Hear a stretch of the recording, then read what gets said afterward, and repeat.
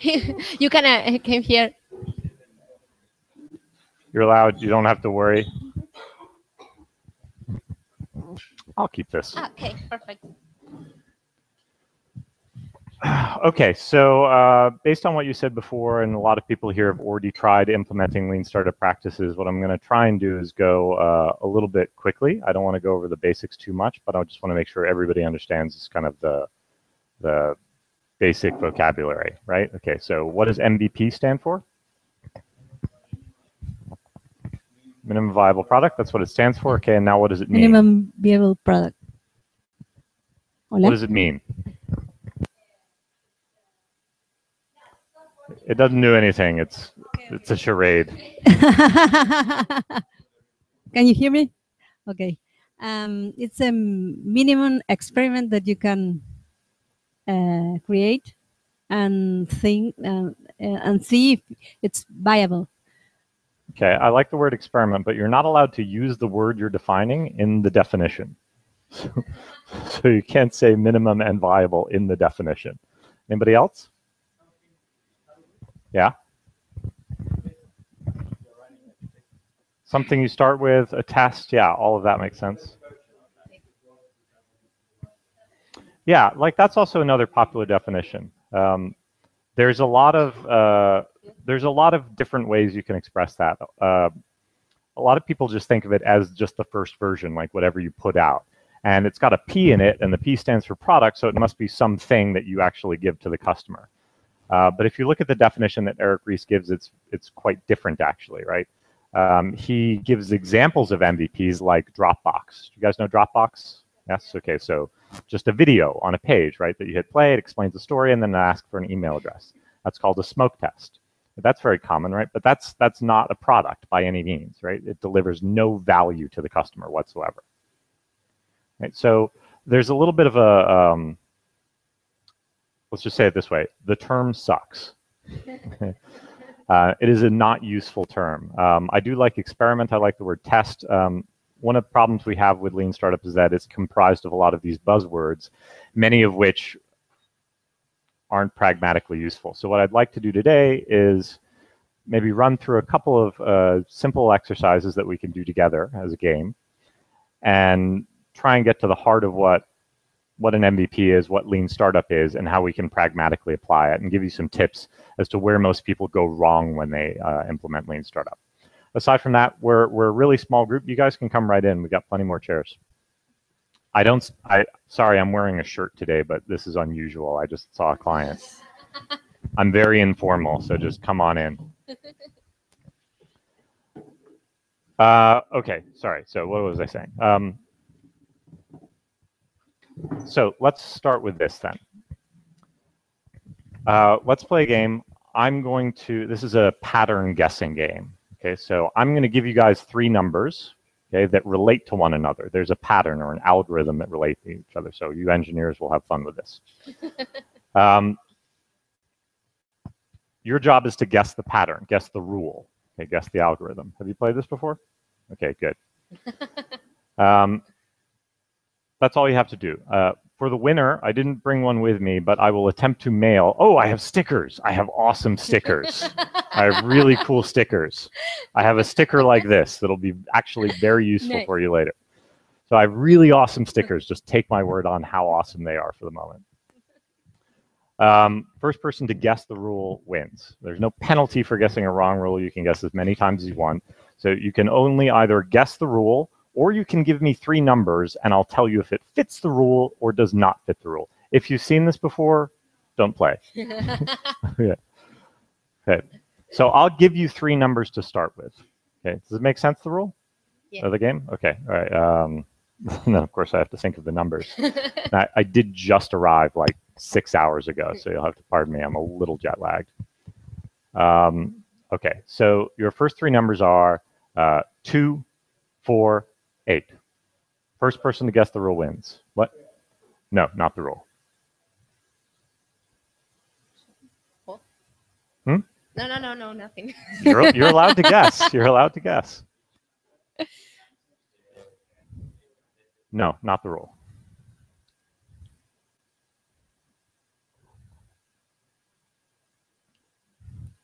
2 plus 2, 4 plus 4 is 8. That is true, but it's not the rule. Oh, thank you. Okay, you're allowed to guess as many times as you want. There's no penalty. I'm not going to mock you now.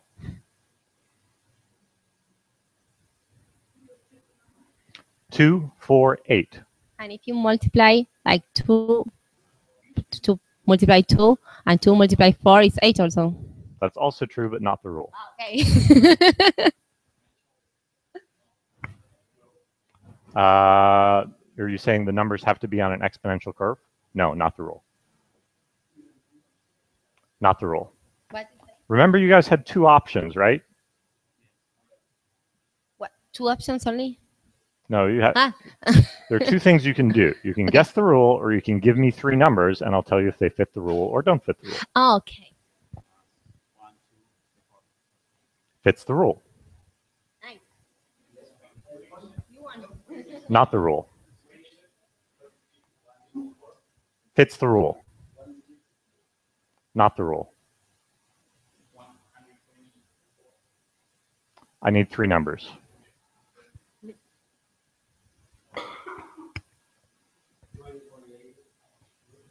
Fits the rule. Not the rule. I like the way you think, though. Fits the rule. What?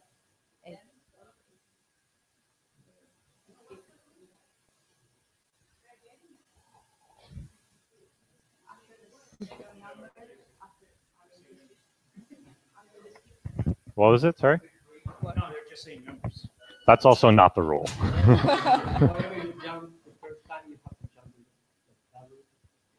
Not the rule. I was going to say that. Think about how you're going about doing this. Just think about how you're trying to solve this problem. How are you trying to solve the problem so far? What's the first thing you guys did? No, the first thing you guys said was double it. Oh no, actually, what was? Yeah, that was the first thing you said. You said, or somebody said exponential, or to the square, and then somebody said times 2, and then somebody said multiply by 2, and then somebody said double it. You basically guessed the same thing 5 times in a row. Okay. Right. Then this guy's been trying to be clever. It's still good. Hasn't been working out for you though. Right. So what's wrong? Then you started to give me numbers. What numbers did you give me? 1, 2, and 4. Okay. So in other words, you gave me those numbers, right? Yeah. You gave me those numbers. Okay. What were you thinking? Why did you give me those numbers 1, 1, 2, 4? In the rule that it didn't apply, you said that it didn't work with, it wasn't the algorithm, but I used it anyway, and it gave me those numbers. It's great. That's very introspective of you. Yes. So just to repeat it, Yes. he thought the rule was double it. Then I said no, and then he tried to give me numbers that doubled anyway, right? Mm-hmm. And then you guys continued doing basically the same thing, 16, 32, 64. Somebody else said 10, 20, 80. And so you guys have been giving, or sorry, yeah, you said 10, 20, 40 or something. 20, 40, 80, right? So you guys have been consistently giving numbers that fit the assumption, your original hypothesis that you know is wrong, right? Okay. So how would you try and how would you do almost anything other than give me the numbers that you think fit the pattern that you know is already wrong? Because maybe we can find, I don't know, maybe 3, 6, 12. Fits the rule, but you're Okay. still giving me the Yes. exact same thing. It is very natural for you. It's very natural for all human beings. All human beings do this. Okay? This is called confirmation bias, right? So this is why in the United States Republicans will watch Fox News and Democrats will watch MSNBC, because if I'm a Democrat, MSNBC will tell me things that I already agree with. Okay, so that's what you're asking me. You're asking me, like, tell me I'm right. Tell me I'm right, which is a very entrepreneurial quality, right? So we'll typically, if we go out and we have an idea for a business, we'll go to somebody and say like, hey man, I've got this amazing idea for a startup. Like it's like Friendster, or it's like Facebook, but for dogs. Okay. Don't you think that's an amazing idea? Do you have a dog? Do you have a friend with a dog? Wouldn't your friend like this idea? See, he loves my idea. Okay. And I'm not even exaggerating. I've had this exact conversation with entrepreneurs where I'm trying to tell them that their idea has no appeal to me whatsoever. And they'll go down this route of like, well, what if you had a dog? What if your friend had a dog? Like, surely your friend would love this. And then you're just like, fine, just please leave me alone. Yes, your idea is amazing. Okay, so back to the game. Okay, what can you do differently here? You're allowed to guess things and you're allowed to give me numbers. You really only have two options here, so pretty much you're 50% likely to be doing the right thing. Pick one. 842 does not fit the rule.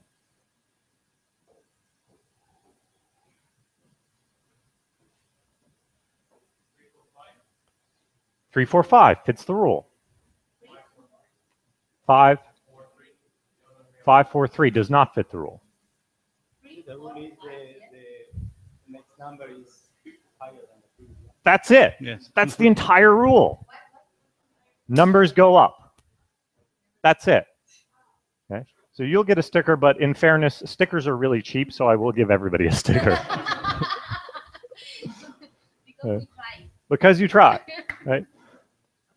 Look, so that's the basic principle of Lean Startup, right? Okay, it's the basic principle of science. So if you have a hypothesis, okay, and in this case you had a very strong hypothesis based on very little information. Oh, the numbers are 2, 4, 8.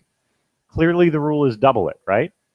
Okay. So if you have a strong hypothesis like that, the thing which you would do in science is you would try and falsify that hypothesis. Okay. So if I put in numbers that are 1, 2, 3, the answer I should get is no, does not fit the rule. And if you get yes, does fit the rule, then I should be like, oh, well, clearly my hypothesis is incorrect. We try and prove our hypotheses wrong. We don't try and prove them right. This is one big issue that we have with Lean Startup frequently, is we're very often looking for evidence that supports our belief instead of actually looking for evidence that might contradict them. So, all right, so that's the first game. Let's talk about some stuff. So I'm not going to give you guys the big song and dance. I will give you my email address here. I am very open to conversations. I'm traveling quite a lot, so I have a lot of time on the plane, and I'm happy to answer any questions you have. I work with a lot of accelerator programs and a lot of large companies, but I'm not going to go through that whole song and dance. Yeah. I think I already sent it. Yeah, we already have it. And again, you can feel free to email me or tweet me if I forget. So let's do one more now. You guys okay with one more game? All right. So this is a game where we're going to try and implement an MVP. And for those of you that are not familiar with the term, or don't worry about it. I don't care about the term MVP. Just what is the first thing that you would do? Okay. The first thing that you would do in this business, if you were an entrepreneur, I'm going to give you an entrepreneur's vision. This is going to be a real entrepreneur's vision, so I'm not making any of this stuff up. It's a real entrepreneur's vision, and I will tell you what they did, okay, but I want you to figure out what would you do in this situation. I'm going to ask you to form groups of 3 or 4. I'm going to ask you just to come up with what is the first step, like what is the first thing that you would do in order to make progress on this vision. Okay, make sense? So do that. I'll explain it. You'll get a couple minutes just to ask questions, whatever you want to know from the entrepreneur's perspective only. And then you'll have just 5 minutes to come up with your MVP. All right? Nice. You don't have to build the MVP. You just have to tell me what it is.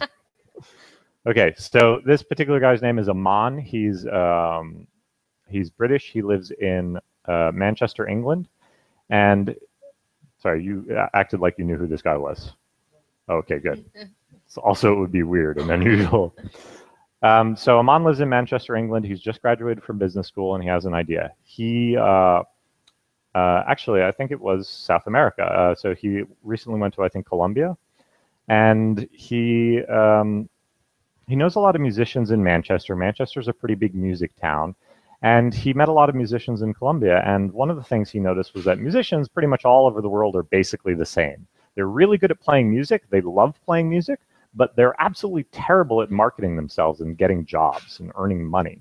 Absolutely suck at that. Anybody here is a musician? Awesome. So you guys know this experience, right? Very difficult to get a gig. But we love playing music. And for those of you that aren't musicians, he met a lot of studio quality musicians. So a studio quality musician is somebody who can, pretty much you say play heavy metal and they can play heavy metal. You say play rock and roll, samba, whatever they want. You can get a song. And so he had an idea. He said, look, there are these great musicians. Let's just create a two-sided market, okay, where musicians can advertise themselves, okay, and say, hey, I play these varieties of music. And various different content producers can request customized music. So a content producer in this case is somebody with a podcast, or maybe somebody with a YouTube channel who wants a theme song. Maybe somebody who teaches yoga, who just wants like some custom meditation music. Maybe somebody who's a birthday party coming up and they want a birthday song just for their kid in the style of Elvis Presley. Okay, anything like that. So anybody who wants to get some content and plaster some music on top, they can buy that on this custom music platform. Musicians can see the jobs, take the jobs, and walk away. Okay, make sense? Yeah. Okay, now musicians, as I said, they're generally very bad at finding gigs and making money. For those of you who aren't musicians, so I was in the music industry for 10 years. I once spent 12 hours driving in a van to New Hampshire from New York, which you know is a very long way, in a blizzard, which you probably know is utterly terrible roads to drive on, with 3 other musicians who many of you know generally smell bad.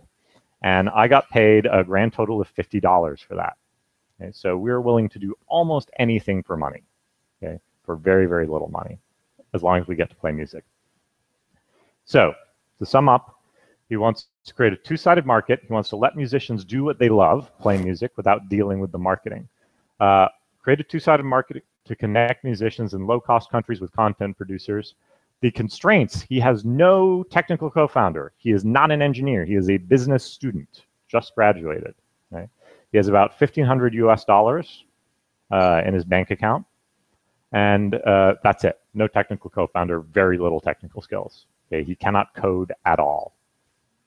Some people do ask me if he can use like Gmail and things like that, and yes, he's not an idiot. Okay, but no technical skills. Okay, that's it. So, what do you want to know about the situation before you design your MVP? Do you have any questions, or you have all the information you need? Now is the time to ask. Yeah, he knows a bunch of musicians in Colombia. He knows a bunch of musicians in Manchester. So he knows quite a few musicians. Okay? Or met some content producer? Not really. Not really. Other questions? You can ask me later, but... Is he willing to change something about his day-to-day activity? I mean, is he willing to switch his day job to full-time musician? In theory, I don't think he can play guitar that well, frankly, but let's assume he's a college student, so he knows at least 3 chords on the guitar. The project, you mean? No, he's willing to work on the project full-time. He can work on the project full-time. So he's done with school. He just finished. He wants to pursue this idea. Okay, any other questions? Wow, you guys are good. You have all the information you need already. Great.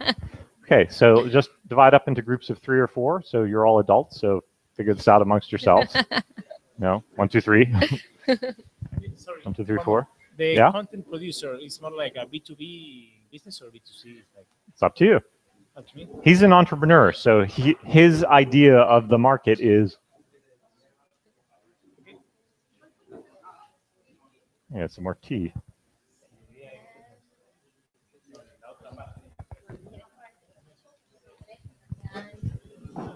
Tres.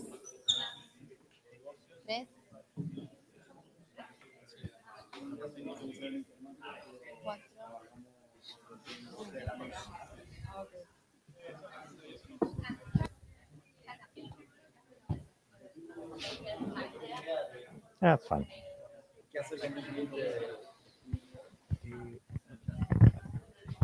Oh, let me set a timer.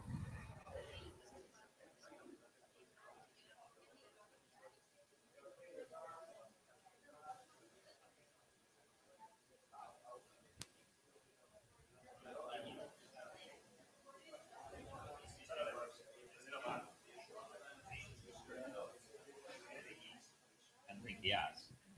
No, he doesn't. Okay. So I think his focus should be to You guys are stuck already? get the gig, make it work for them. His content, as he said, is you can build a website, you can have a YouTube channel, everything for free. So that, I don't think that's a problem because if he has some recording device, he can record. So just to be on the Ooh, commercial that's hot. side, getting, He can send the work to the musicians. of course, as a PR, yeah, something like that.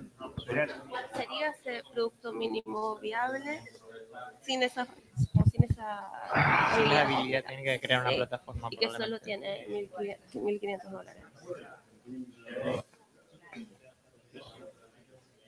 Levantamos un lado, levantamos. Interesados del otro. Claro, entonces sí es viable esto, verdaderamente. ¿Nosotros ya sabemos que los músicos quieren esto? ¿Sabemos? ¿Está confirmado? Sí lo sabemos. No tenemos habilidades técnicas de ningún tipo. justamente, justamente, no voy loco. Estoy robando la información.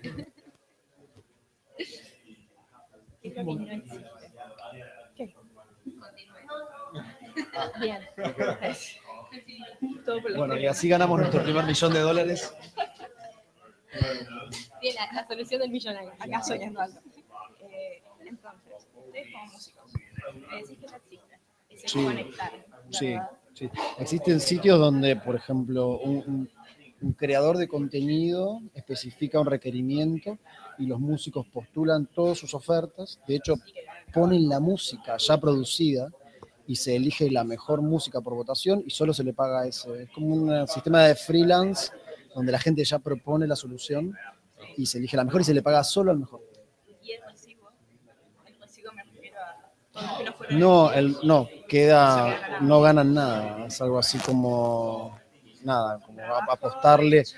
A ver, lo que vas ganando es confianza, tenés como un sistema de remuneración, claro, simbólica, si querés. Claro. Entonces, la necesidad por un... ¿La solución? No, todavía no.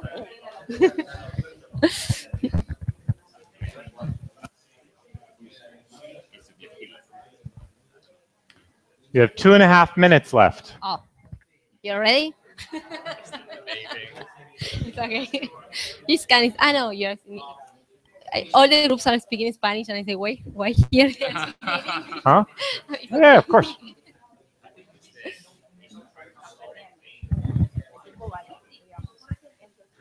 Are you asking if it's possible? Yes. That's okay. I have not tricked you. There is an answer to this.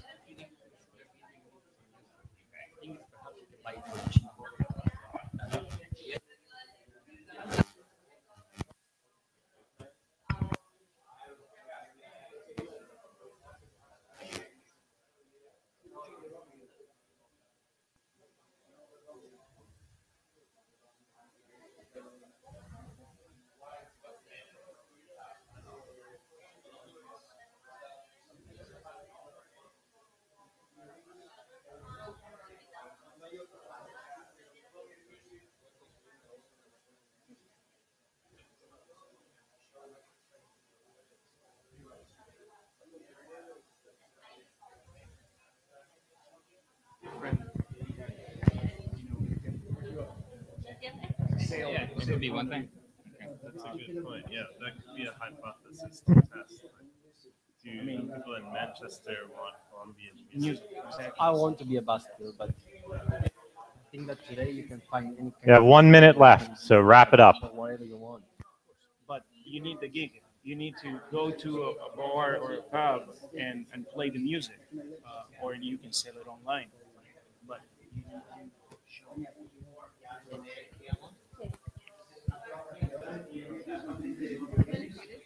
No es que está mal. No sé. Pero creo que es la idea más simple. Bueno, pero aparte por ahí es empezar con algo, no lo mejor, sino algo. Para poder empezar a entenderse la edición. Empezar. Yo lo que digo es, no me importa si la idea que tengo es la más adecuada. Por lo menos es una que me permite empezar y ahí empezar a entender. 10 seconds. No quedarnos nosotros tratando de entender algo que no conocemos. 5, 4, 3, 2, 1. Okay. You guys done? You got something? Got something? Close enough? You guys got something? I know you guys got something. You guys have something. All right. Let's hear them. What do you have? Who's your spokesperson here?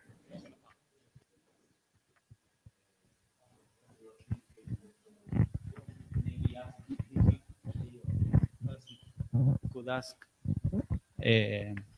her friends, his, excuse me, friend musicians, to make a video, maybe to show the best of them, maybe a little clip or something about that, and maybe in YouTube he could. Okay. So you can make some videos, ask the musicians to make some videos, put them on YouTube. Some catalog as function as a catalog. Okay.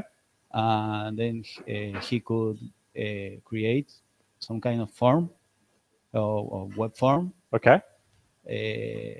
To get the producers to sign if they like something. Okay, cool. So let me see if I can. I'm going to repeat it back to you, and you tell me if it's right. Yes. Okay, so I take my musicians, and I get my musicians to record, like, here's 20 seconds of Metallica and 20 seconds of Joe Maybe Beam. classify that in some kind of. And then I put this on YouTube, and I put like a little link, and each link goes to a form for the musician that says, oh, this musician is really good. I want to sign up and have him do something. No, I think it would be, I don't know, maybe some kind of catalog where you put all the links, like sorted in some way. Okay, so I have my own page that I create with Google Sites or whatever that has a link like to all the different videos.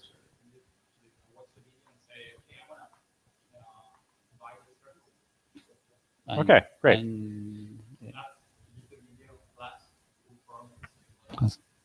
Cool. So technically we're doing something fundamentally simple, right? So it's not highly technical, so I can just slap it together with Wix or Google Sites or something like that. And you're basically saying the MVP is just this one feature of like select which musician you like the best. And then getting some traffic or some kind of campaign in a network or. So that part's a little weak, but I don't know. Somehow it'll go viral. No. I don't know. Design some kind of campaign and start playing. Maybe he can target. I don't know, a fan musician or the music fans. I know, but I know a little, very little. Okay, so let's talk about what's good and what's bad about this. Like, so there's always both to no matter what you come up with, right? Mm-hmm. So what's good is that you're kind of doing what we'd call a smoke test. So which is like Dropbox, right? We're presenting the value proposition to somebody in a basic form, and we're asking for something in exchange. And we can ask for money, we can ask for data, or we can ask for time. And any of those three things is valuable. In this case, you weren't totally clear about what you were asking in exchange for, but it's probably something like sign up or pick this musician and we'll contact you, right? So you're doing some form of smoke test, and that's demand validation. The weaker side of this is probably you're not too clear on the marketing channel, but you only had 5 minutes. So you're allowed. Okay. And it's not clear who are these people that are coming to the page or where you're going to reach them from or anything like that. So on the downside, your conversion rate for this experiment that you're running is almost certainly going to be 0, right? Almost always, okay? Because the broader the market segment you pick, the smaller your conversion rate in all circumstances. So does everybody understand why that is? Yes? No? Clarify? Stop me anytime you want. Like, my job here is to tell you the truth and tell you what I've seen. Okay? You also have a job, right? Your job is to call me out for any bullshit. Okay? If I say something that doesn't sound right to you, it could be because I'm really tired. So please say if I'm not explaining things clearly. So just to give a quick example, if I'm selling shoes that allow you to run very efficiently in the snow, okay, and I put those on Google AdWords and I target the keyword running shoes, okay, well, then my conversion rate is going to be automatically 0, okay, or very, very close to 0. Okay, and the reason for that is that people, if I'm advertising to everybody everywhere in the world, people in Argentina this time of year probably don't care about those types of shoes. Okay, people in the Bahamas will never care about those types of shoes, right? So if the target market is undifferentiated, okay, my conversion rate will go smaller and smaller and smaller. So that's the one potential problem with this test. But otherwise, good. Good job. Smoke test. Very simple, straightforward. What's the next team? Was it U5 or U4? Well, we used the 5 minutes to analyze what will make our service special, actually, because there are already sites. I mean, I have 2 musicians here. They were telling me that there are things like that, sites like that, that connect people that demand that kind of things. I don't know, jingles. That's it. Content. How did you say? Content creditors with musicians. And they were telling me that, well, someone demands something, and there's a lot of people offering their services, and one of them is a chosen one, and the rest of the work of the rest of the people. So you said, okay, there's already services out there like this. Forget it. Tell them on to go home. No, actually not. We were talking about making that work that goes to waste in those sites worth it. And the idea is to, sorry, it's hard for me to translate it to English. So the idea is to design a more efficient search system, let's say, and redirection this content already in which many time and effort has been given, and classify it in, I don't know, styles or whatever, and let's say, yes, have another option, and already made, let's say, Sí. Help. So you have a contest, you have a content creator who, like 99 designs type thing? Like what? 99 designs, is that what you're? I don't know. Okay, never mind. So you have this yoga professor, and she wants some piece of music with a specific. This is the thing that you want to build now. Yeah, we will build this thing. So you post the requirements, and a lot of musicians will send their music, and then only one will be chosen. Totally 99 designs. Okay, awesome. Yeah, maybe we're inspired by some other sites. Okay. So with $1,500 US. Yeah, I will build a site for that money, and then we have the license, the appropriate licenses for music. We will use Creative Commons licenses, and we will allow people to pay with Bitcoins. So everything will be easier for clients. And then you have these systems of trust. So when musicians start winning contests, you have better musicians. And something like that. All right, so I think I basically got it. Basically what you did was, I'll explain some of these terms a little bit more later. So you guys had a idea, basically, or you had Aman's idea, and you were doing an evaluative experiment, okay? So you had a idea, like a hypothesis, and then you wanted to test it. You guys started in a very different way. You said, well, you know what, this isn't so unique of an idea, so let's generate new ideas about what might be unique product features here. So that's generative product research. That's evaluative market experiment, because you're testing to see, does anybody want this thing? You guys are kind of trying to like generate ideas. So you looked at essentially you looked at in your brains the products that you knew already exist, and you tried to come up with something new. So that's cool. And then you made a product specification of some way. We want trust, we want this, we want this, and we're going to take our money and outsource it. Okay? So the first part of that I actually like.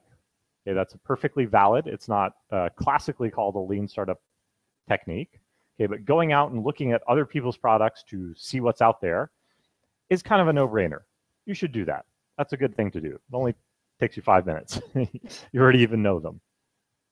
The second part is like there's not much of a test or an experiment there. So I think my main criticism here would be your job as a startup, okay, is not to build something. Okay, that is not your job. Okay, your job isn't even to deliver value to the customer right now. Okay, because you don't know what value is. Okay, like in lean manufacturing, lean startup comes from lean manufacturing. In lean manufacturing, our goal is to build a car, right? Toyota wants to build a car. Putting tires on the car is a value-added activity because without tires, the car kind of sucks. Okay? Moving tires from way over there to over here to put them on the car is a non-value-added activity, right? There's nothing about moving the tires that actually makes the car more valuable. It's just something you have to do, right? So in your startup, okay, there are lots of things you have to do, like incorporate that provide no value, really. Okay, having meetings provides no value. But the biggest difference between a startup and an existing corporation, existing company, is that we know what value is. In the context of a car, we pretty much know that it really should be able to get you from over here to over here, and preferably not crash and die. Things like that. They're relatively known, right? So lean in that case means removing waste from the system. So let's store the tires closer to the factory floor so we don't have that waste of moving them. But with a startup, we don't know what is actually valuable. So you don't know what features are the most valuable.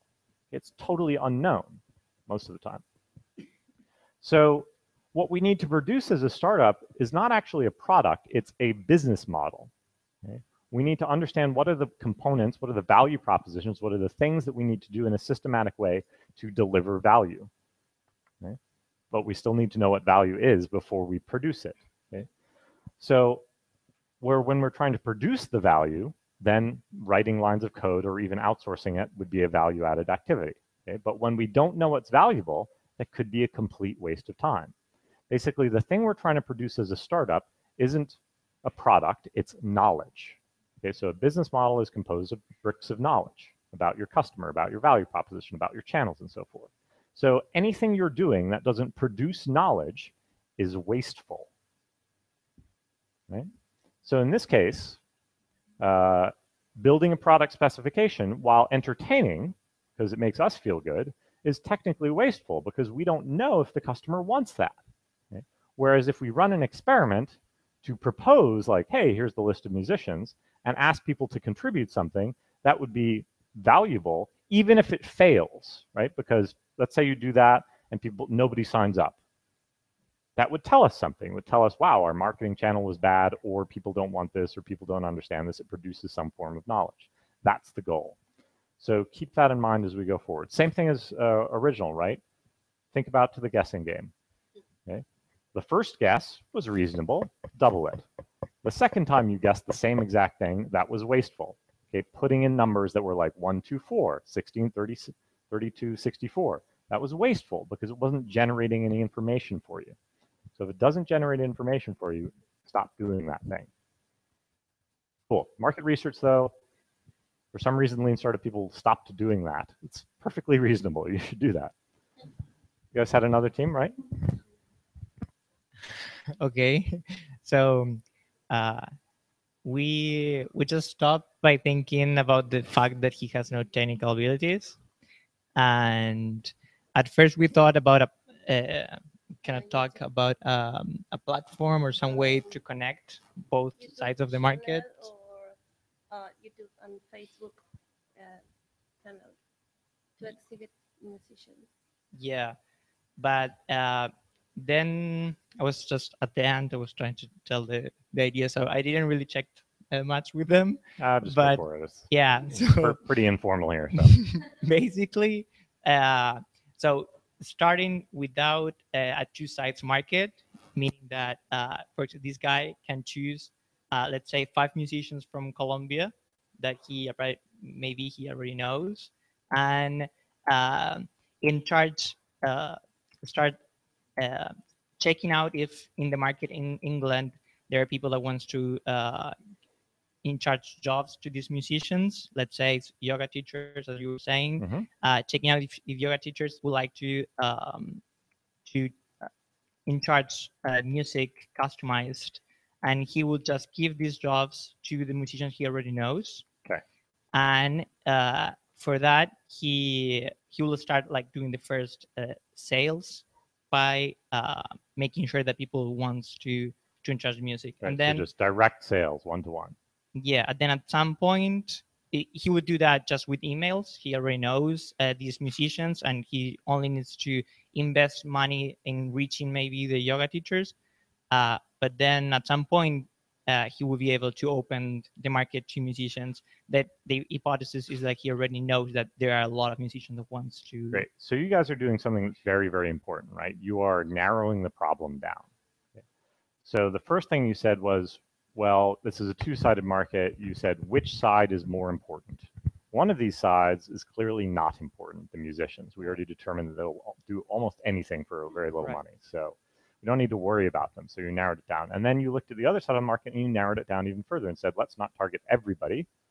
So if we combine these two ideas, we're almost in the same spot. Let's target just yoga teachers in this particular instance, because that at least, they're easy to find, right? They advertise. You just walk down the street and find the next yoga class. And then you're doing another variant of a smoke test, but you're doing it live. You're going to go up to these people just like you would, but do it face to face and say, hey, here's what I'm proposing. Maybe here's a sample. Please give me money or sign up or tell me something like that, right? Essentially. Right. Right. So that's a smoke test as well. It's just in a different format. This is a format that's very often applicable to B2B, right? Because if you're trying to sell something to the chief marketing officer, it's very hard to get them to a landing page. Okay, so we use a different tactic. That's another one of the biggest problems with Lean Startup is that we tend to apply tactics indiscriminately without understanding what they're for. I'll get into that more later. But so that's perfectly good. I don't think I heard anything too bad in there. It's perhaps a little bit big because you started going into the concierge part of it. Where is it? Concierge. It's like, you know, the guy at the hotel who does stuff for you? Like that's a concierge. So the concierge is basically everything after the person hands you money. Okay, and that's the smoke test, right? Once they give you money, you've validated the market demand to some degree, right? The how do I now deliver that value by manually going and fetching the musicians and matching them up and going back and forth. That's the concierge service. So the smoke test is again evaluative market test experiment, evaluative market experiment. The concierge test is actually something more similar to what these guys are doing, because by manually doing the test, I can manually performing the service, I can generate ideas about how to best provide that service in the future. So if I start manually doing that and the customer, the yoga teachers say like, well, wait, I want it 8 minutes long or 4 minutes long, then you can think, well, maybe the feature I need to implement is like select the length that you'd like the music. Right? So that's another generative product research. Okay? Just like the market research you guys did, which allows you to generate ideas, that also allows you to generate new ideas about what you might have. Okay, awesome. Last team? We had sort of a similar idea to what we're talking about. We start off by saying maybe build a Facebook page or a Google, site, something very simple with a listing of maybe 5 to 10 different Colombian musicians, and then send that to either actually experiment with different types of people that might want it. So send that page to the people who run podcasts in Manchester or to people who run yoga studios. And so do an experiment to see what type of people might like that page, and also experiment if they like Colombian music or maybe they like music from local Manchester musicians. So do the experiment on what type of site. So you'd have two different sites that you could also send them, and you can give it to them by, like we mentioned, cold calling, like just getting a list of people and emailing them, or you can do other things like Google ads, or like you said, even in person. So Okay, so cool. A lot of experiments to try and see if people would sign up.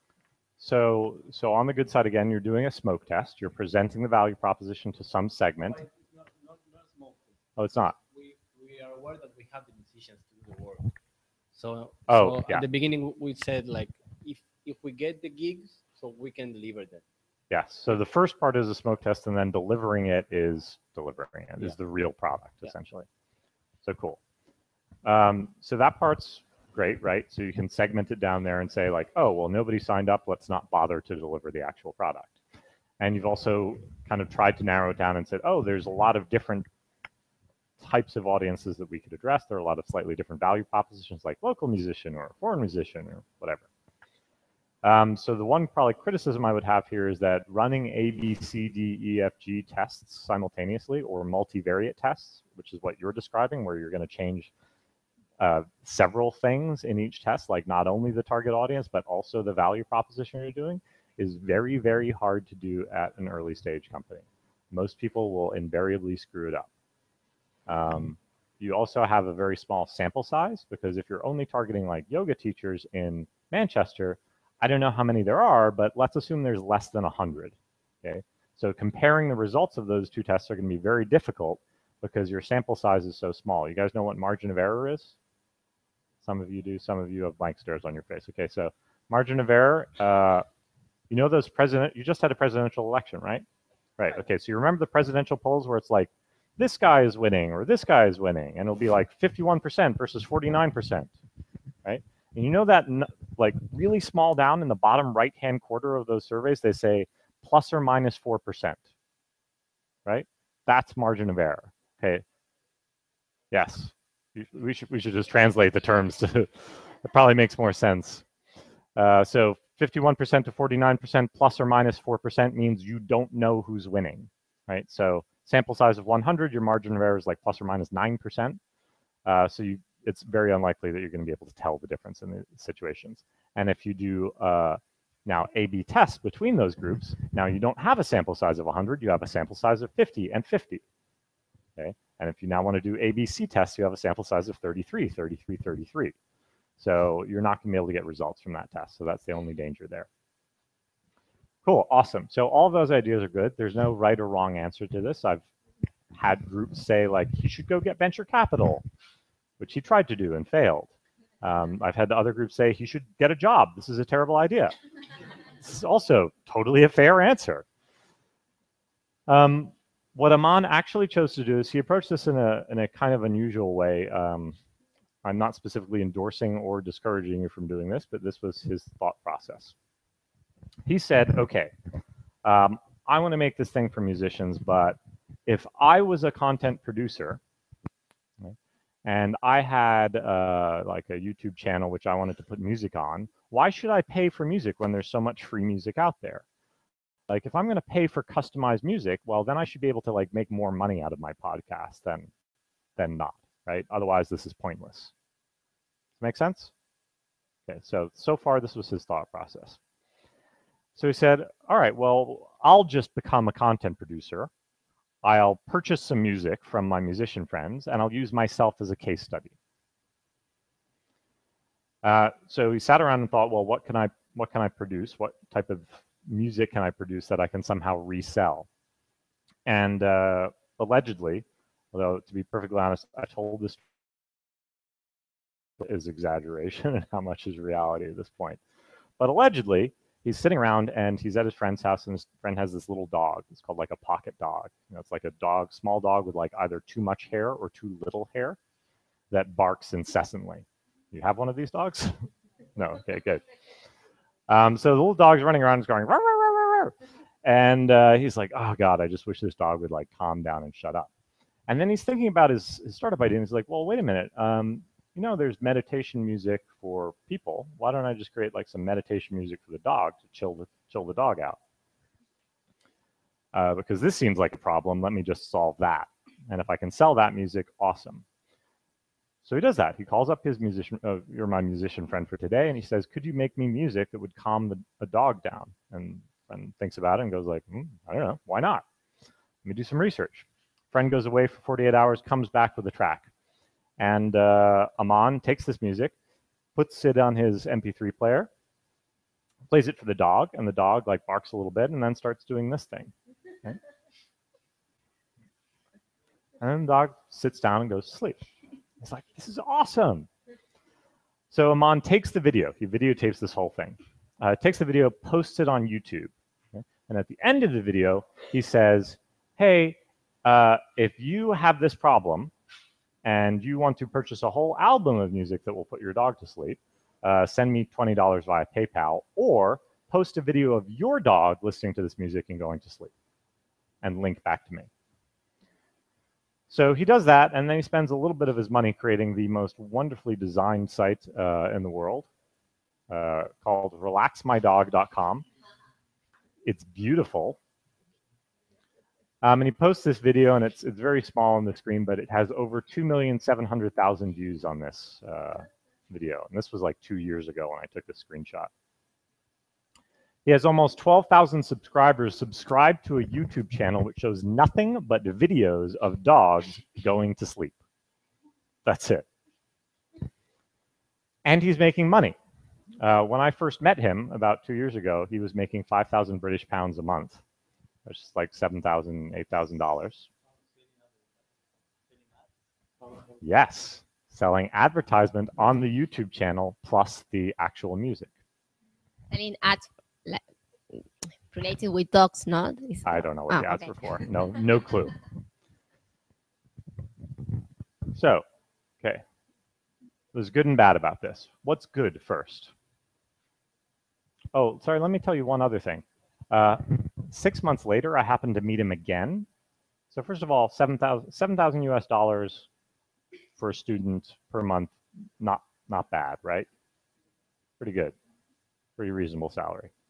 I met him 6 months later. He was making 25,000 British pounds a month, so more like 30 grand, something like this in US dollars. And he's basically spun up a whole bunch of these niche content sites. So he's got Relax My Dog, Relax My Spouse, Relax My Boss. I don't know what else he had, but he had a whole bunch of other like tiny little sites. So what's good about this? Let's start there, and we'll get into what's bad about this. He's making money, right? Like, that's good, right? I'm not a huge capitalist, but we have to say that that's valuable, right? How many people do the funny videos, and how many of them are successful? Because I mean, okay, someone between 1 million guys uploading a funny video to internet, unlucky, one of them, like winning the lottery. Oh, okay, so you could say he got lucky. Sure, maybe that's a good thing, though. I don't know. Yeah, it's kind of a flash in the pan. But he is doing it repeatedly. He's doing it for many of these little niches, and he's continually making money. So I think one possible criticism is like, oh, that's just like a flash in the pan, it'll go away, or it's very easy for any of us to copy that idea right now. But he's moved so quickly that he can just kind of move on to the next content site. So that's kind of good. So it's not defensible in one sense, but it is reproducible. Okay? He cannot sell the music. He's delivering value because he's getting money out of people. Yes, so some sort of value is being created here because people actually are buying this music and things like, wow, that's awesome, and committing their time. Anything else? I think those are pretty good things. I think this mic is so sorry, awkward. but I think he finds a problem. He found a problem. Something that people, because of music, you don't know. When you give the experiment to them, they don't think it's specific to a charger that need this music. I think it's what good. Yeah. He's just creating content, and his hypothesis is, let's see, people like it. Relax my dog, my cat, my spouse, whatever. So he's just testing the market, and he's making profit. So whatever he's relaxing on a YouTube channel is just conquering. He will say, well, relax my dog, just make a profit, or relax my cat. Oh, relax my cat, I do it. Relax my house. So he's finding niches, and he's doing it. Yeah. It doesn't matter what is it about. It's just testing the market if people will buy what he's doing. So that kind of segues nicely into what I think is kind of bad about it as well. I don't need the mic. So you had something to say? That, I mean, a positive thing is that he was able not to focus and to fall in love with his original idea. That also segues nicely into what's bad about it, I think, right? Like, so yeah, I think that's good. So part of the difficulty, I think, of being an entrepreneur is that we have to believe very strongly in ourselves. But if we believe too strongly and hold too tightly to our original idea, then we might get stuck. But I think the question is more what do we need to believe in and what do we need to be skeptical of? So what I think is bad about this is that this relax my dog, even though like every step of the process kind of makes sense, really has absolutely nothing to do with this. Like, you guys are the musicians. Does this help you? Like, this doesn't help you guys at all. Okay? That was the goal. Right? That was the vision. So in some cases, we would, this is very commonly referred to as a pivot in Lean Startup, right? One of our most hated words. But is it really a pivot? It sounds more like he just changed his idea, which is fine. You're allowed to do that. There's no requirement, okay? But this is very similar to like Flickr. You guys know Flickr? Yeah. You use Flickr a lot here? Okay, right. Do you know what Flickr's original idea was? No. I'm not going to be a translator. Photo sharing. Some sort of flicking game. Yeah.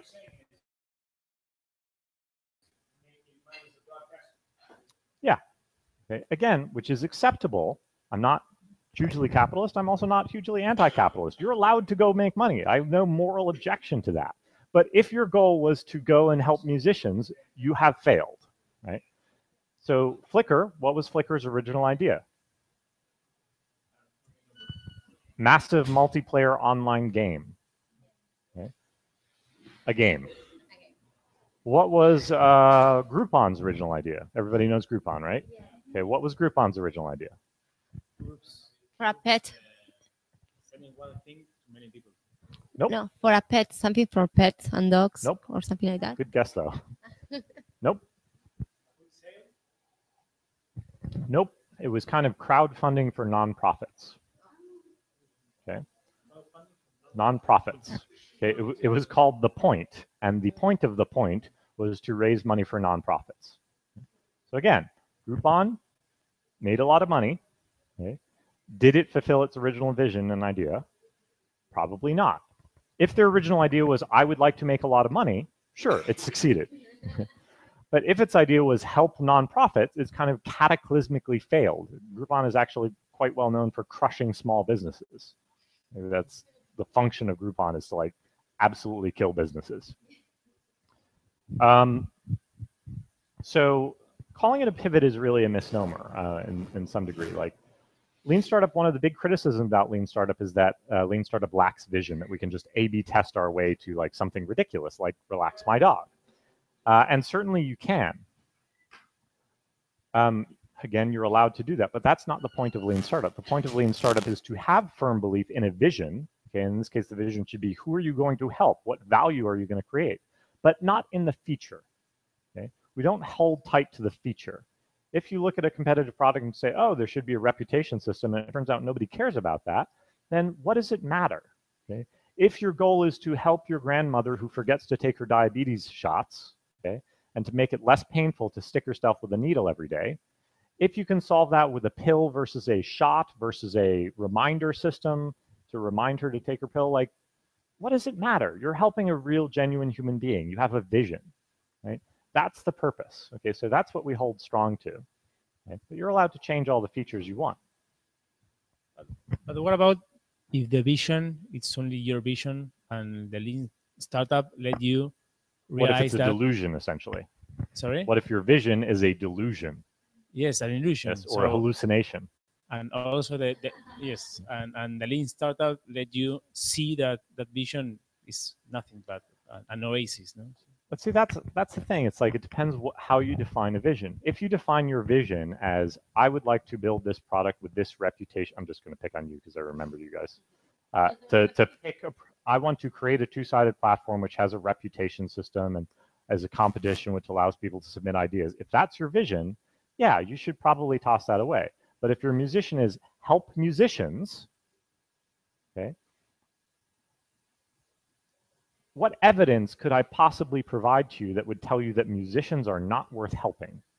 I mean, would I show you that actually if I take all the musicians in this audience and show you they're actually all serial killers? Like, I guess that would be a good reason to abandon your vision. Okay, but fundamentally, if your goal is to help people, okay, if you're not stuck on how you help people, if your goal is just like, I believe this segment needs help, then there's no reason for you to ever steer away from that idea, except if you just run out of money and time. Okay, fair enough. Okay, but a vision is something that you can't really disprove. It's some burning passion in yourself to change the world. Okay, the feature is what you throw away and disprove. Okay, or you know what? I thought I would, or narrow down. That's another thing. When you go down to a smaller segment, that's acceptable. But in my mind, the vision is the burning change you want to make in the universe, not the feature level. Can I ask you something? We said the Lean Startup, you're looking for value, right? And at the beginning, we're trying to find this value. Searching for a business model, yeah. Okay. So my question would be, what's the best way to find out whether actually you're making a mistake in the method you're using looking for value, or whether your value is bad? Yes, exactly. That is exactly what we're going to talk about. Okay. Perfect. Thank you. You introduced the next topic. So yes, this is the second big problem with Lean Startup is this confusion of tactics, right, versus the philosophy.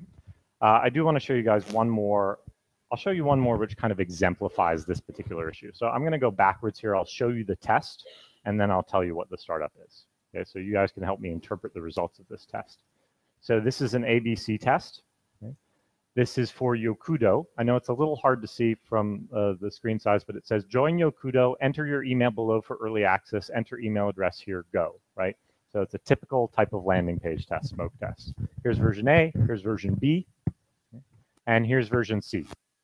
Okay, so version B, version A, version B, version C. How many people think version A is better? Okay, how many people think version B is better? Okay, how many people think version C is better? Wow, that's really interesting. That's never happened. That's like almost unanimous. Most people actually say this one. I'm not sure that's just because I frequently speak to audiences filled with 90% engineers or something.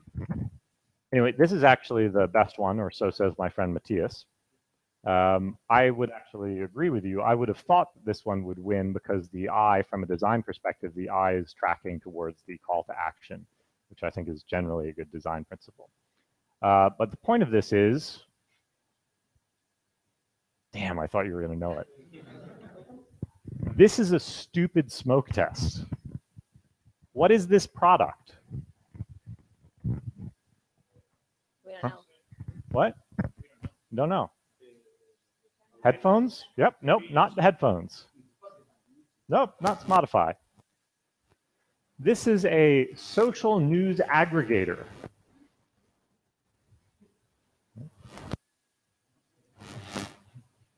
Zero connection to this. Absolutely nothing even remotely resembling this.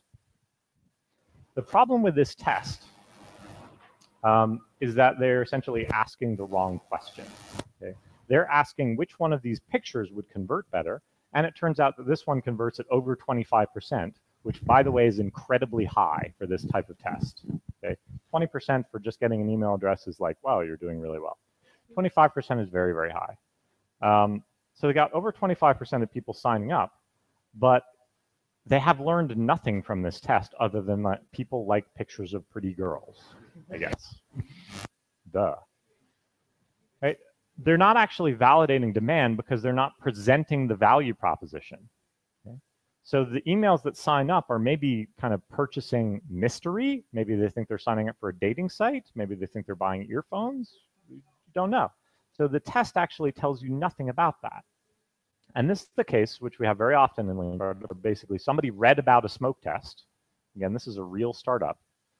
Somebody read about a smoke test or landing page test and said, I'll just do that for my startup, okay? But failed to understand why or when they should implement it. So they just copied the last thing they read in the blog and tried to implement it, which happens very often. Somebody might read about a concierge test and say, I'll just do that, or a Wizard of Oz test and say, I'll do that. But each of these tests, these are all just tools. Okay? And you need more than one tool. Okay? If you have a hammer, you can either build a house or you can slam yourself repeatedly in the thumb. It's not the tool's fault. Okay? It's your fault. You're using the wrong tool.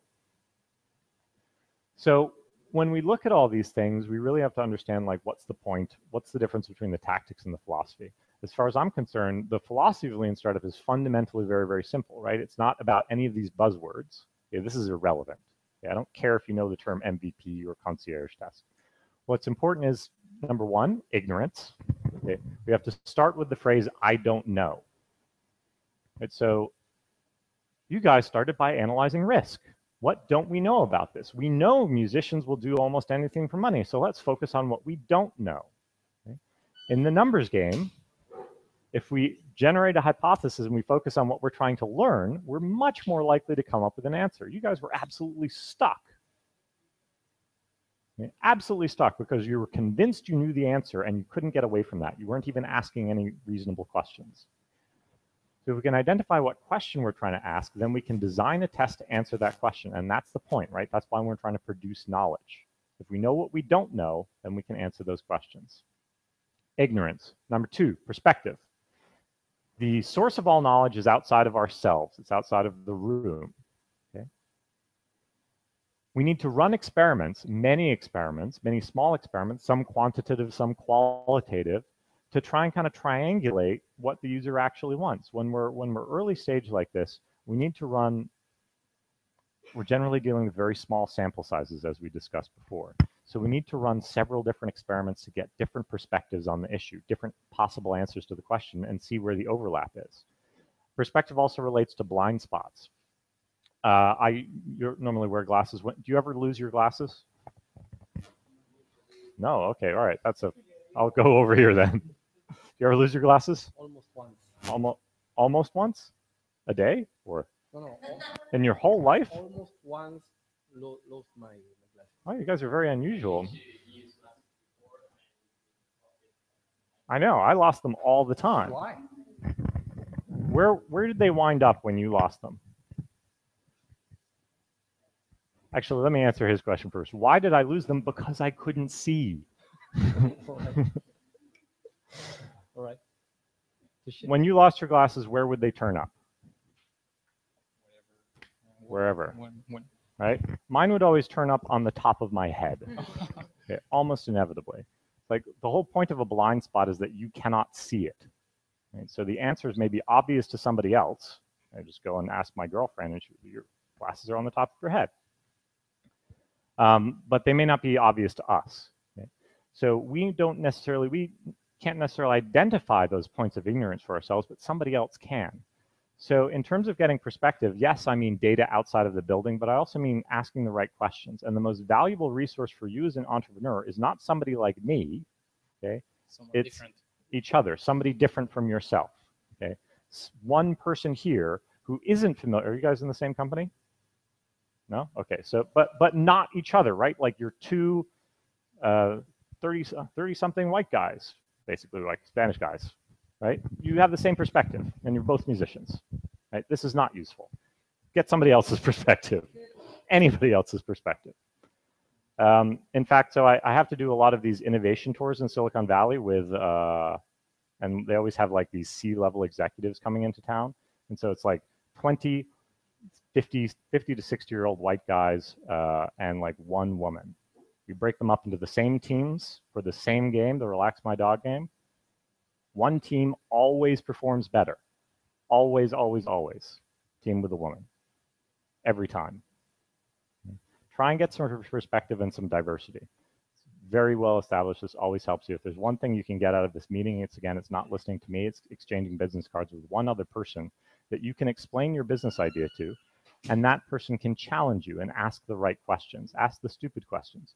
So your job, if I want to present a business case to you, your job is just to ask me questions. My job is to try not to get defensive, okay? If you ask a question and I think the answer is stupid and obvious, I should consider, well, is that a good question? Okay, if he's asking it, maybe I need to prove that.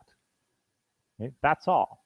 So if there's one exercise that you can take away from this, just go and talk to another entrepreneur and get their perspective. And number 3, build, measure, learn, right? So we all know this. You guys have seen this many, many times. What are the 2 important things about this loop? Huh? What are the 2 important things about build, measure, learn? Quickly without money, with less money. Quickly and without. Oh, we're out of time? No, Oh, no. Oh, quickly, go quickly. Yes, correct. I was like, geez, I don't know what time it is. Quickly, you are correct. Go fast, right? You can do this loop, and if it takes you 1 year, so if I give you I'm going to give this team $1,200,000 or pesos, whatever you prefer. Probably prefer dollars. We're going to give you guys an awesome salary, $33,333 per month each. So your burn rate is $100,000 per month. How long does your company have to live? What's your runway? Your burn rate is $100,000 per month. You have $1,200,000 per month. How long does your company have to exist? Yes, thank you. Okay. So let's say you're all awesome engineers and it will take you 1 year to build that product with that product specification that you guys laid out with the reputation and all that stuff. How many opportunities do you have? It's a question for everybody. How many opportunities do they have to succeed as a business? 0. Because after 1 year, you have successfully built your product. You are here. You have no money to launch. You have no money to market. You have no money to do anything. You have failed. You have 0 chances to succeed. On the other side, if we go fast, and I say, just take this money and burn it. Okay, I'm going to give you the same amount of money, and just burn it in huge piles. Okay, on AdWords. We'll run these landing page tests. We'll run 1,000 of these little ABCD tests. Every day, I want you to spend $40,000. Okay, you're going to run out of money in 30 days. Okay, but you now have 29 chances to succeed if you can run 1 test per day. Right? That's the math. Lean is not about being cheap. It's about being efficient with your resources. Second thing about this that's very, very important that most people are not familiar with is that this loop is not actually correct. This is a bad idea. You shouldn't just build something and then measure something random and then hope to learn from it. That's called spaghetti testing, where you just boil a pot of pasta up and you throw stuff along and see what sticks. This is an inefficient way to learn. It's kind of like if you want to get a college degree, we use you since you're in college. If you want to get a college degree, like hoping to get a degree by opening up the course manual and picking courses randomly. Okay? It's not an efficient way to learn things. What we should do is we should go through this loop backwards. Okay? Back to principle 1. Let's start with learn, figure out what we're trying to learn. Then we'll figure out, well, what's our hypothesis? What would we use to measure that? What data would be acceptable? What data would be useful? Back to the numbers game. What am I trying to learn? Then, and only then, once I have the data, then we can figure out an experiment to generate that data.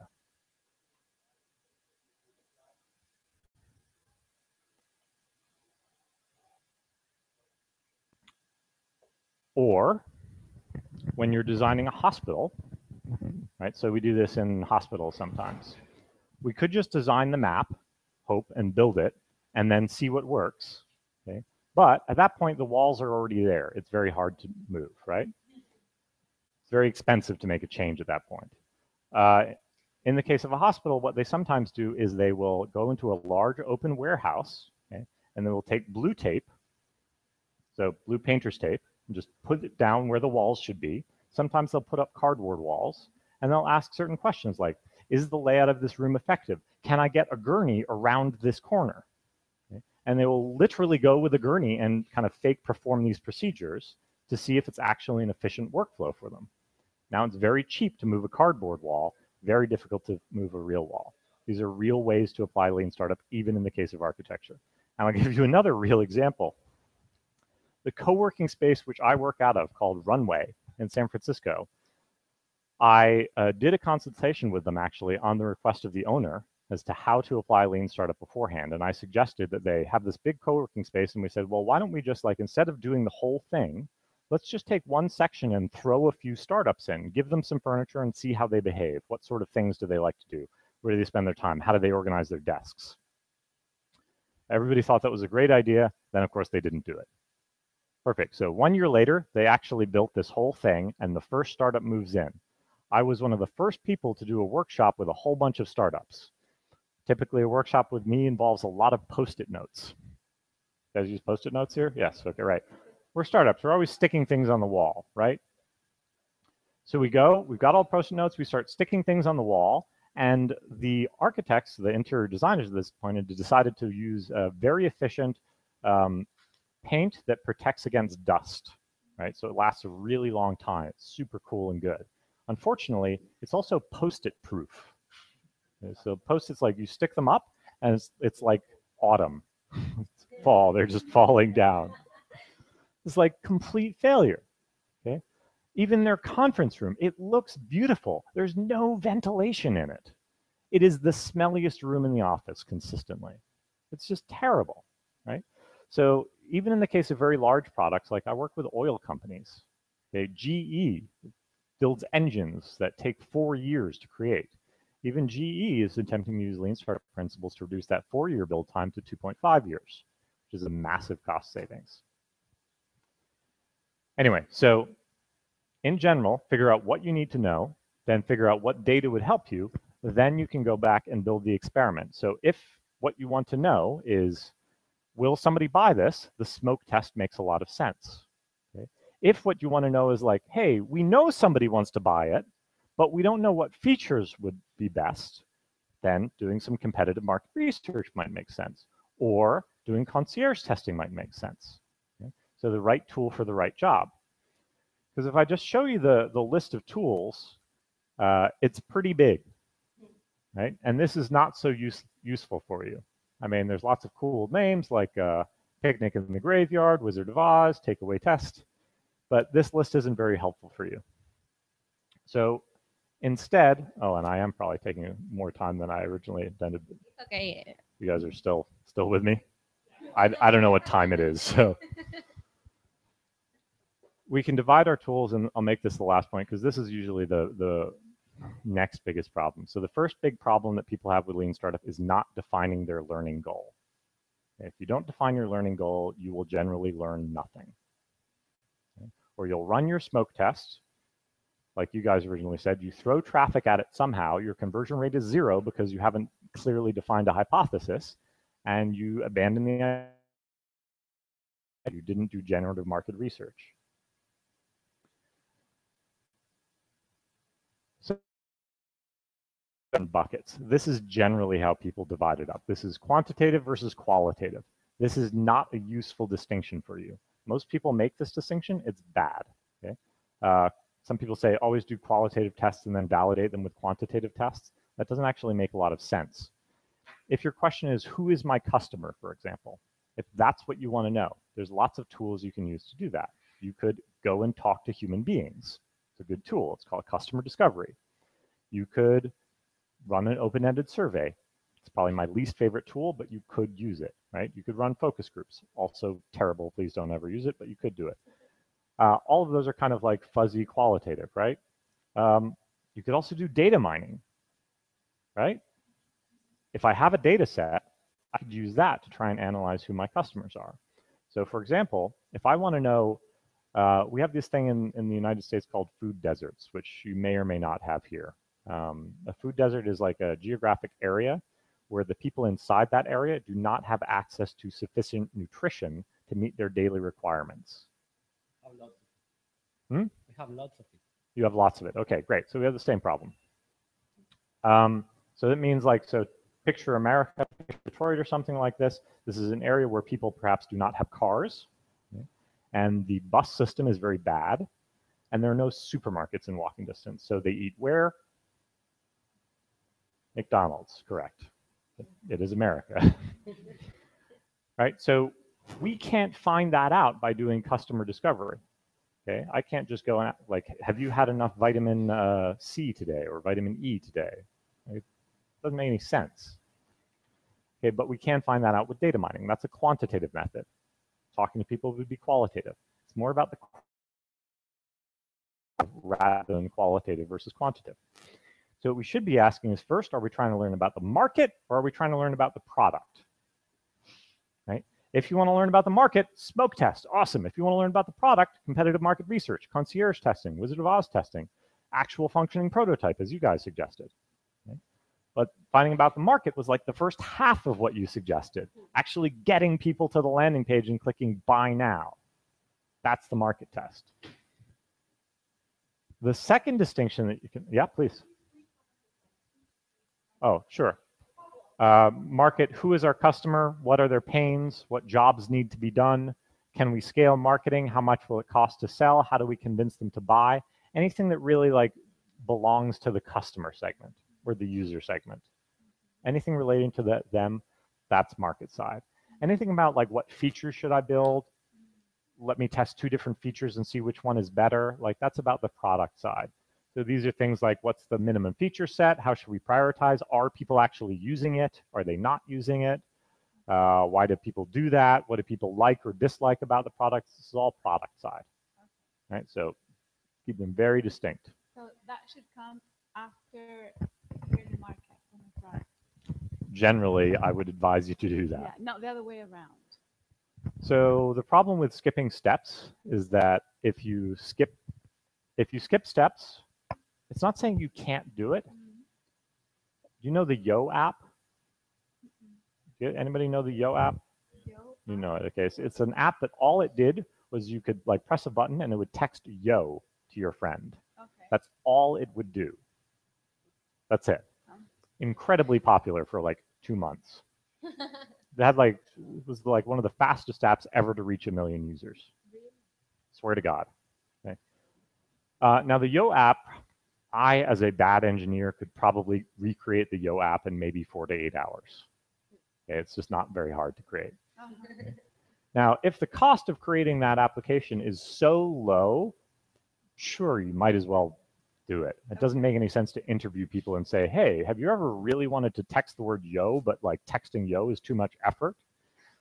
Like that's a weird interview. Okay, you might as well build it. Okay, but for most things where the cost of actually building the product is expensive, right? Then you should probably test the market first. Okay. Lean startups, I'm not dogmatic about my lean startup. Okay, you can do whatever you want. It's just a question of how much risk you want to take on as an entrepreneur or as an intrapreneur. Okay, that's it. Okay. If you have $1 million, go build as much as you want. So the second distinction that's very important to figure out which tool you want to use is generative versus evaluative, or research versus experiment. And this distinction is a little bit hard to figure out. Okay? Basically, it's like this. If you have a hypothesis, you can run an experiment to falsify that hypothesis. Okay? If you don't have a clear hypothesis, you need to create ideas about what your hypothesis is, right? So these guys were thinking, well, we don't know what our feature set should be. We need to generate ideas. Let's look at the competitors. That makes a huge amount of sense. Perfect, right? If you know exactly what features you want to build, then you need to evaluate if it's true, okay, or if it's false. That's the main difference. So think back to the numbers game. If you just have no idea what the rule is, you should just start guessing, like 3, 9, 6, I don't know, 1, 2, 3, 5, 9, 29, whatever you want. Just start guessing numbers. Try and generate some ideas, like what could it be? You can sit around and brainstorm. If you have an idea like, oh, I think the rule is ×2, then I should try and falsify it by going 1, 2, 3. Make sense? Yeah, but the rule has to be specific or you screw up. Right? If you guys run your test because you think you have a clear idea of the value proposition you want to do, but your hypothesis is that people will sign up for my product, people is too vague. It's not a specific falsifiable hypothesis. Okay? Because if your hypothesis is people, here's what happens. Let's say your hypothesis is that people will like my value proposition and sign up on my landing page. If I show them my landing page, then they will sign up. And I'm going to set a success condition of 20%. Above 20%, we're rocking. We should build this product. Okay, here's the data. The data comes in. 19%. You as an entrepreneur, should you continue building this product? Should you continue testing? You say no. You're a very strong-willed man, sir. Not really? Oh, you guys are very strong-willed. Most people would say 19, that's pretty close. Yeah, let's run the test a little longer. Let's maybe say maybe the 20% was a little high. Too much higher? I mean, the goal it was doesn't too make sense. high, right? 20% is a really high goal. We could retarget the campaign, try again, right? Most people would continue I didn't going. understand it first. Now I get it. Oh, okay. No So, problem. Yeah, you were trying to get 90-90. You were trying to get 20% and you got 19. Okay. Right? Most people would keep going. 18%. That makes sense. Most people would keep going. 15%. Most people will keep going. 10%. Some people still clearly like the product. Why would I abandon the idea if 10% of the How do you people know like where it? do you draw the line? Yes, that's the problem. That's exactly the problem. In this particular scenario, even though we draw the line, we kind of can't answer why the conversion rate is low. In fact, in this scenario, I've seen teams that like the conversion rate will go down to like 1%. And they're like, wow, we should keep going. I mean, somebody likes the product. Let's just find more of those people. Because we didn't find the customer segment, the conversion rate is super low. And we basically have multiple explanations as to why it might be so low. So if I look at that 1%, I might say, yeah, people don't want this product. I could also say we ran too large of a customer segment on it. I could say maybe analytics is broken, which is actually the most common reason to get a 0% conversion rate. If you ever have a 0% conversion rate, your analytics is broken. I mean, a robot will almost certainly sign up for your product at some point in time, so it's broken. Could be people just don't understand your product. You're like, if I have a landing page that is sells shoes that cure plantar fasciitis, would you like to buy shoes that cure plantar fasciitis? Yes? No? No. No? No? No? No? Okay, what's the problem? Fasciitis or something like that. Does anybody here know what plantar fasciitis is? No? Not one Lame person? feet is. Something about the feet, right? Yeah. Basically means you have foot pain in the morning in your heels. Right? Maybe people don't have this problem. Maybe people just don't know that word. Maybe people don't understand the value proposition. Right? When I skip steps, there's too many explanations. In this case, I could have run a simple comprehension test, which is very valuable. So a comprehension test is one tool in our bucket. All it is this. I explain the value proposition to you, and you try and explain it back to me in your own words. Shoes that cure plantar fasciitis. Right? And I do that a few more times. And you look for a conversion rate of about at least 80%. It's higher than 80%. Okay, good. Launch the landing page. If it's less than 80%, probably something's wrong. 80. Not with your customer segment, so it has to be with a group of people that vaguely speak the same language and vocabulary. Right? So if you're targeting chief marketing officers, you can test with a social media person. Okay? If I was testing a comprehension test for my product, this would be the wrong audience for me, right? Because I've only got one native English speaker here. Right? It's the wrong target market. Or it's, again, doesn't have to be the exact right target market, but they have to speak the same basic vocabulary. That's all. Right? So if you skip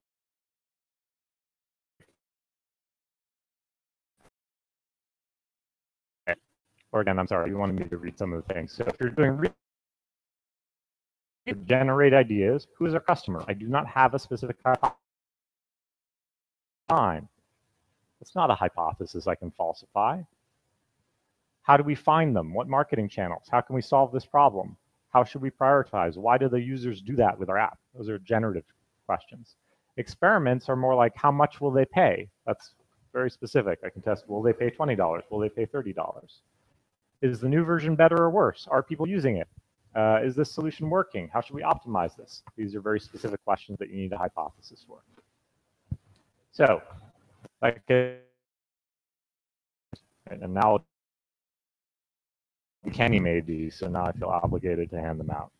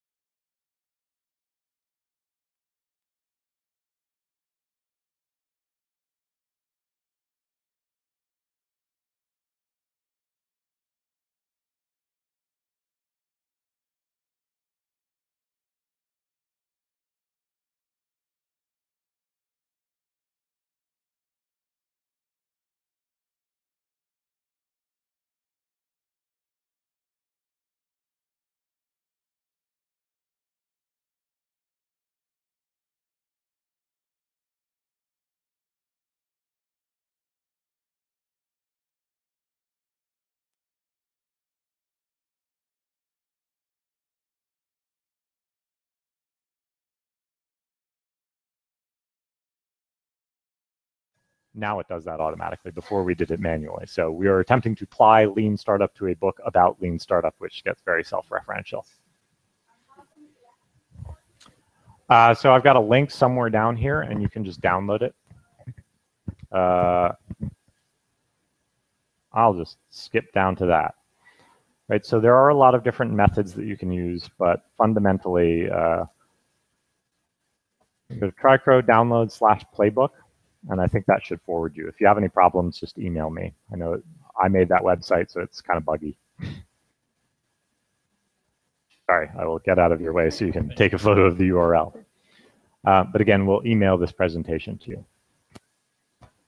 So look, so I've rambled on for quite a long time, and we played a couple games. He's like, yes, you have rambled on for a long time. Let's stop there, and let's just summarize for 2 minutes. I'm happy to stick around for as long as you guys want, as long as I get food at some point, and then we'll ask questions. So let me summarize, and then if you guys want, we can stay, or if you have to leave, go and leave. You won't offend me. So number one, so Lean Startup is just ignorance, perspective, build, measure, learn. Go fast, go backwards to go forwards, right? That's it. Everything else is nonsense. Just concentrate on the philosophy. Don't get caught up in the tactics or the terminology of Lean Startup.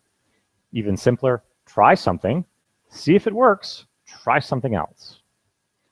The most valuable thing that you can do today is just to look for somebody who is not like you, who is a designer when you're an engineer, or from New York when you're from Argentina, and just get their perspective. Ask if you can spend 15 minutes some other day, meet up for coffee, and trade business ideas, and just ask each other the hard questions, and ask each other the easy questions, because most likely those are the ones you screwed up on and forgot to ask. And lastly, the two most common problems that we have when implementing Lean Startup are, number one, not specifying a learning goal, okay? And number two, using the wrong tool for that learning goal. That's it. If you get those things, you're actually like 95% of the way there. Sorry, in order to measure it, right? In order to measure the goal. That's what you in order to make progress. Okay, like if you don't have a goal, you don't have a goal of what you want to learn, you can't learn anything, and so you're not making progress. And then, so our goal as a startup is to produce knowledge, right? Knowledge starts with ignorance. Okay, so we need to know what we're ignorant about before we can make progress towards eliminating our ignorance. To make the right question, thank you, that's much better phrase than I did. We need to make the right question before we can get started. The second problem is when you have the question, using the wrong tool, right? So I do a lot of office hours with startups, and I work with a huge number of startups. When I have those meetings, the first thing I ask is, what are you trying to learn? How are you trying to learn it? And if the person says, I want to learn who my customers are, and the way that they're going about doing that is I put up a landing page, there's a fundamental disconnect. I know that they have a problem. Okay, they're going to run that landing page and it's not going to answer their question. The second most common thing I see. First is they don't have something they're trying to learn. Second is the disconnect between the tool and the question. That's it. Okay, so that's it. Take 5 or whatever you want, and then we'll just go to Q&A, and you guys can take off if you have some place to be. Okay, thank you.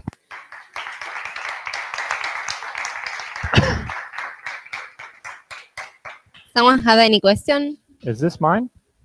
Yeah. Oh, thank you. No, we can talk now. It's up to you guys. I just don't want to give everybody the opportunity to delete. No, I have a question for Rush a bit. So, say you've seen several startups or lean startups, and say there is a startup that did this process well. So they found the right model, they found the value, they wanted to learn, they found an answer they wanted. So, can you please tell me where are the problems after? Where do they fail after? So there's a couple after. One that I don't see that often, but I think is worth mentioning is not having what we would call an investment thesis. So Fortunately, I don't remember the name of these people, but they had like kind of an idea lab. So it's a company of like 4 people that just rapidly go through this process and validate ideas. They came up with this idea that was like Uber for hamburgers. I swear. Uber, like delivery service for hamburgers. You can get a hamburger just like any type of hamburger. You want McDonald's or high-end burger, whatever. And they went through the whole process, a month and a half to validate this idea, and they did it perfectly. Like I've never heard a better description of a lean startup process. Okay, at the end of the month and a half, they do a pivot or persevere meeting, right? Pivot, persevere, or kill. And they sit around and we all decide, hey, so looks like this is a good business model. It's actually doable. We can do it. The infrastructure is achievable. The technology is not that hard. There's actually market demand. We could do this. Do you guys want to do it? Okay. Everybody in the company said no. Okay, we don't want to be a hamburger delivery company. Okay. So, in terms of reducing waste, right, lean startup, could you have not had that meeting 1.5 months ago? Right? And just ask yourselves, like, do we want to be Uber for hamburgers? If the answer is no, then you just wasted 1.5 months. So not having some idea of some vision, what do you actually want to achieve, is really, really wasteful, I think. There are a lot of other very specific things that I see fail. It's in terms of experiment design. I have like 20 slides on that, but I'll show you the one that's important. So look, I'm a little slow. So I need to be very systematic about my processes because I'm a little dyslexic and disorganized. So I have to force myself to be extremely organized to get things done. Some people are very, very smart and they're able to just say like, here's my hypothesis, I'm going to build the test and let's go, and they perform it very effectively. From my experience, most people are not. Okay, they will always screw things up. So I like to have a little checklist for myself to say, like, what am I missing? This is my checklist. Okay. Do I have a learning goal? So I will write down the experiment before I actually implement it. This is very important because of things like confirmation bias, hindsight bias, a lot of typical human traits that people have. A lot of people will forget that they all agreed that 20% was the cutoff. They just forget. They get 18% and they're like, win. Like, well, we always said the condition was 15%. Right? So write it down. What is the learning goal? What are the hypotheses or assumptions?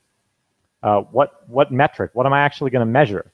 You would be surprised at the amount of times people have implemented something with a clear hypothesis but neglected to actually implement the tracking.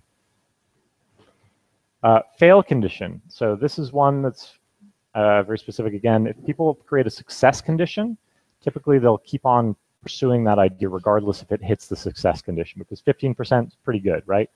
I look at it the other way around and I say, what's the fail condition? Under what circumstance would I convince myself that this is a terrible idea? Okay. Less than 5%, I stop. It's also a lot easier to get people to agree on a fail condition than agree on a success condition, because I don't know if it's a brand new idea what the success condition could be. Maybe there's no benchmark out there. So it's a lot easier to say, well, look, if less than 5 out of 100 people are interested in this idea, then it's probably not ever going to make money. So let's stop there. Plan, what are you actually going to do? Time box. Are you an engineer? Okay, you know feature creep, right? People get feature creep on experiments.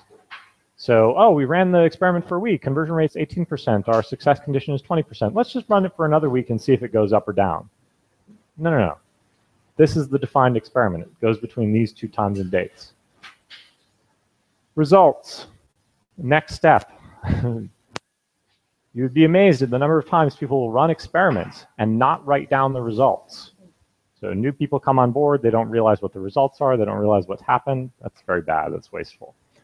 Next step, if you run an experiment and you find that you do not define a next step, some way that that has changed your mind about the product map or the business model, then you have failed, like the experiment failed.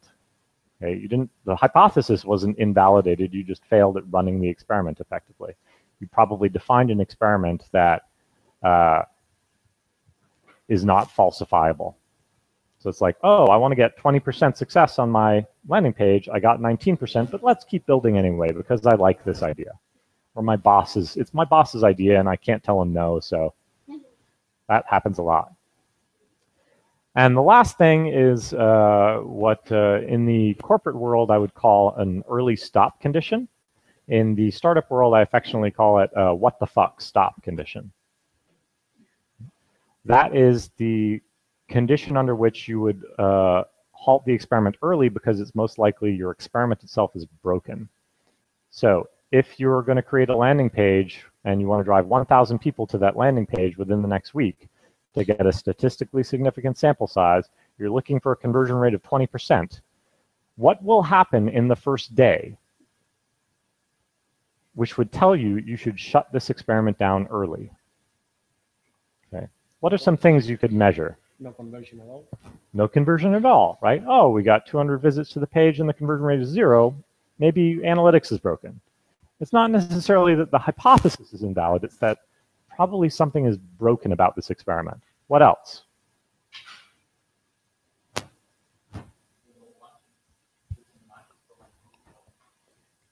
That's the same thing, no conversion rate.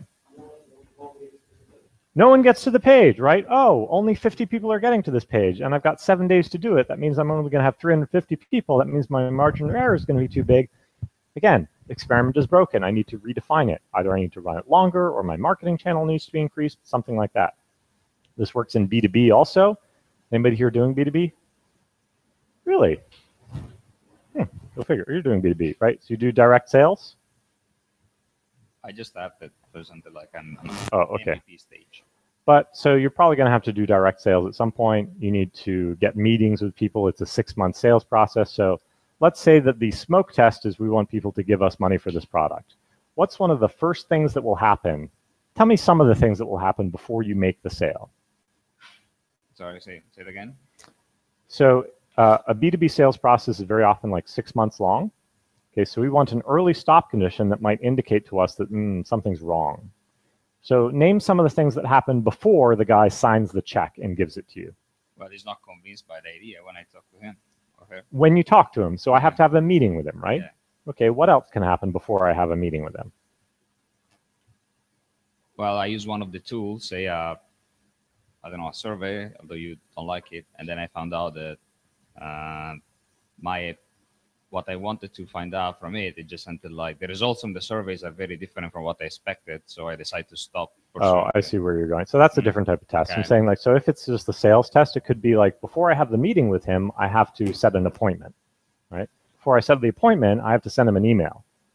Okay. So I can look at things like, well, what percentage of people respond to the email? Okay, good enough. Or even better, like what is the open rate on the email? Because if my goal is to get 5 sales out of 100 within 6 months, and I send out 100 emails on day 1, and my open rate is 5% by day 2, you know that there's no possible way your experiment is going to work. And so the early stop condition is, first of all, good to detect problems in your experiment design. But secondly, when you think about it, if you really think hard about this number, you might actually realize, bless you, that there's a smaller experiment that you should be doing way before that big 6-month experiment. Like you should just send out an email and see how many responses you get. Okay, that was a long answer to a simple question.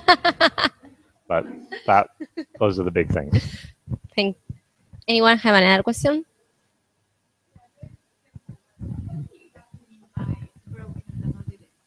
Broken analytics. So analytics is just the act of measuring things. So like Google Analytics will measure website visitors. Or in a more physical space like this, if I was in the owner of this co-working space, I might just sit and count how many people come in and come out. Right? Broken analytics would be like, I've instructed, Mike here is going to be my office manager. I've instructed Mike to count the number of people going in. And I noticed that Mike just slips off to have a cigarette every once in a while. Right? So my analytics system is broken. That's it. Maybe set up the wrong parameters. I set up the wrong parameters. I set up the wrong goal. If you are doing website, I do recommend HEAP Analytics, H-E-A-P Analytics, because at a startup, Google Analytics, if you set the goals in Google Analytics and you mess it up, you can't ever get the data. Okay. But with HEAP Analytics, it just records everything on the DOM, and so you can do retrospective analytics. You can kind of reset that goal. Very, very useful. Use it? No, it's good. Try it. Yeah. It's simple and it's free at the early stage. So it's almost everything is free at the early stage nowadays. HEAP, HEAP analytics.com, I think. Another question? That's okay. I'm thinking back to this item number 6, time block. Yes. Is there a way of figuring out the right amount of time? 1 week or less. Yes, but it should always be less than 1 week. If it's more than 1 week, I guarantee you you're doing something wrong. Like every team that I've ever worked with, regardless of industry, can always do something in under a week. For the development of the tracking. Whole thing. Whole thing. You should get an answer to that question in 1 week. Now look, the first times you do this, you're probably going to screw it up. The experiment will fail, whatever. That's okay. Okay, but the point is the time box should be 1 week. If you can't run an experiment in 1 week, it probably means you're running the wrong experiment. It's like you're running the landing page and you want to have 1,000 people and only 50 people show up. I'm channels, not the value proposition. But when you have an ongoing business and you have to develop things, Still 1 week. Still 1 week. Still 1 week. I bet you convince my developers of the 1 week thing. Yeah, so I worked with this Mexican team. It's actually one of the first accelerator programs that I designed. Was we had this one Mexican team, and actually it was all Mexican teams, but this one team were trying to build a kind of market research tool with this whole artificial intelligence in the back end. How many people have iPhones? It was going to parse the language and then scroll through every single web page and come up with the answer. And they had a 6-month roadmap. So we convinced them to go and talk to people and see if anybody actually wanted this thing. They said yes. Great. We walked away. We come back 6 hours later. They're still sitting at their desk. So we started yelling at them. We forced them out of the building and said, look, your target market is entrepreneurs. Go to a coffee shop. You're in Silicon Valley and just stand up and say, how many people here are entrepreneurs? At least 5 people should raise their hand. So finally, we get them out of the building. It's a long story. Finally get them out of the building. I got a text message from one of our mentors, Patrick Blaskovitz, later that night. And Patrick sends me a picture of those 3 guys. There's 2 girls and a guy. And it's a picture of them sitting alone by themselves at a coffee shop working on their computer. Okay. Like, I was livid. I was so furious, right? So the next morning, we're like, what the fuck, right? And they're like, oh, but we have to build this, and we're not comfortable. And we tweeted to like the board, so it appeared on the monitor, anybody here an entrepreneur, but nobody answered. I was like, come on. So anyway, after 3 weeks of this nonsense, okay, we finally, like, the engineer basically threw up his hands because he was like, fine, I'll do it. Okay, we convinced him to run a Wizard of Oz test. So what they did was they put up a landing page which just had a box that said, what is your market research question? Okay, enter. Okay, or sorry, what is your market research question? What is your email? Hit enter. Get to the next page. So it's smoke test and a Wizard of Oz test. Next page says, how fast would you like that answer? Would you like it in 24 hours, pay us $100, I think, like 48 hours, pay us $50, or you want it in a week, pay us $10, something like that. And they start throwing Google AdWords traffic to it. Whole thing took them 24 hours to build. Okay. What happens when you hit submit is that it just emails the question to Marisol, right, who would then just Google the answer and just try and figure it out and send them a research report back.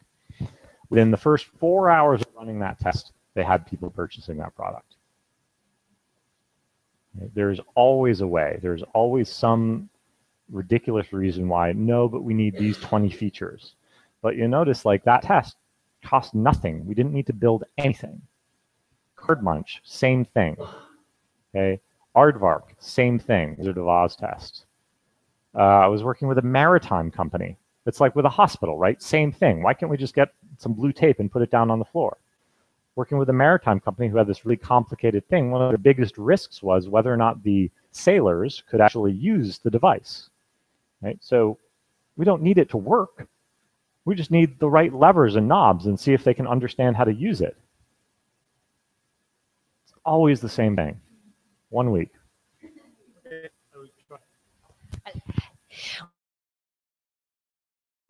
To drink something or to go to the bathroom or toilet, sorry. But I want to thanks to AulaMultimedia, Ezequiel and Fabio. They make that a lot of people can see this without being here. So thank you. If you want to say something,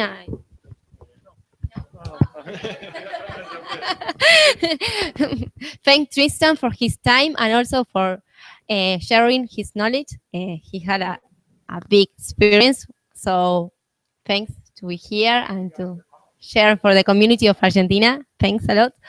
And thanks for you to come here and to share your doubts and to share your experience. So we can stay if you want. I don't know about how is your time. So, okay.